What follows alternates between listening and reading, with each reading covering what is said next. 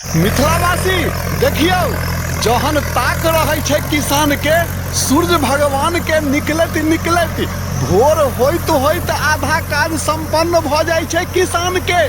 देख लियो, पूरा मिथिला बस एतबे चल रहल छे। धान रोपनी के समय छे, खेत में कदवा भ रहल छे रे। पानी तक कते कामना केला के बाद, भगवान के मनेला के बाद ई एलैया, भेलैया पानी, आकाश से पानी खसलैया।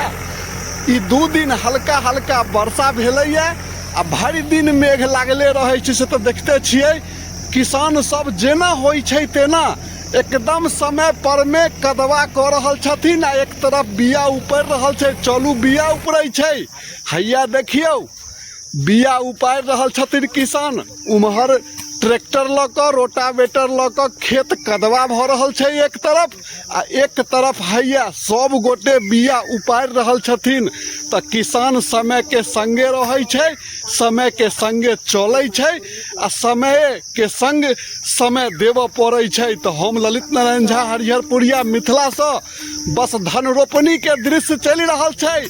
अहाँ सबके उम्हर की भ रहल छै से कहबै। ताक पर जे रोपा जेतै से रोपा जेतै, छै कि नै? त देख, अरदारा के नक्षत्र छै ने एखन। हाँ, अखने छै ताका। ई वर्षा जे दूगो भ गेलै या मिथिला में, से बुझू धान के खेती के लेल बल्ले बल्ले भ गेल छै। तो देखियौ, अहाँ सब किसान हैया बिया उपाड़ के खेत में रोपऽ के लेल जा रहल छथिन। एकदम लगातार यह प्रक्रिया किसान के तरफ से चलि रहल छै। तो अहाँ सबके इम्हर की भ रहल छै कार्यक्रम खेती बाड़ी के से कहबै।